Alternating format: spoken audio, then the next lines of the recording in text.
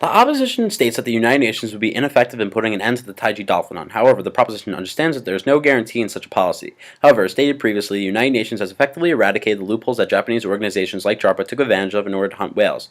So to say that there is no solvency in the idea that the efforts of the United Nations could potentially lead to an end to the Taiji dolphin hunt, as it did with the whale hunts in Japan, is not feasible. Even if there is only a slight chance that such a resolution could put an end to the slaughtering of these dolphins, then should it not be done anyway?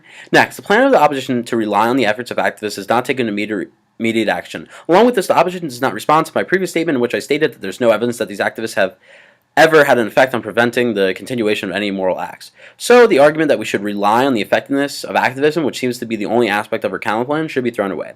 Also, efforts of the United Nations would act as a catalyst that could potentially trigger the Japanese government to put an end to these reprehensible acts. Even if the plan could temporarily single out a city, it seems more important that the lives of dolphins are thought of as being more important than the feelings of Japanese fishermen. Next, I'm having trouble understanding that if the opposition agrees that the dolphin hunt should stop, why would she not be in favor of a potentially efficient solution? Especially since the same organization insisted in banning whale hunts in the same country as well.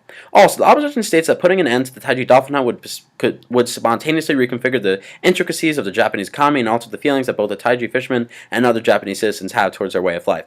First, as stated previously, it can clearly be seen that I mentioned the importance of Taiji fishermen in my opening argument and how that there are over 100 of them, not 26. Along with this, the number of these fishermen should not be focused on. The livelihood of each fisherman is important. Next, the opposition makes the grand assumption that if the societal norms of Taiji people that is preventing an end to the hunt. The thought of the opposition is that Taiji should realize the inhumaneness of these practices and change their way of life.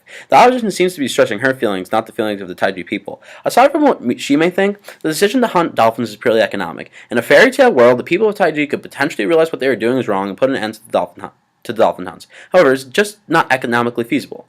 Along with this, the idea that these fishermen would just find other jobs is a grand assumption to make. The plan of the proposition understands the economic realities of the Taiji people. Demanding an end to the Taiji dolphin hunt, accompanied by a foreign subsidy if the law did pass, would help the dolphins and the people those that the law may hurt, a group that the opposition seems to be forgetting about.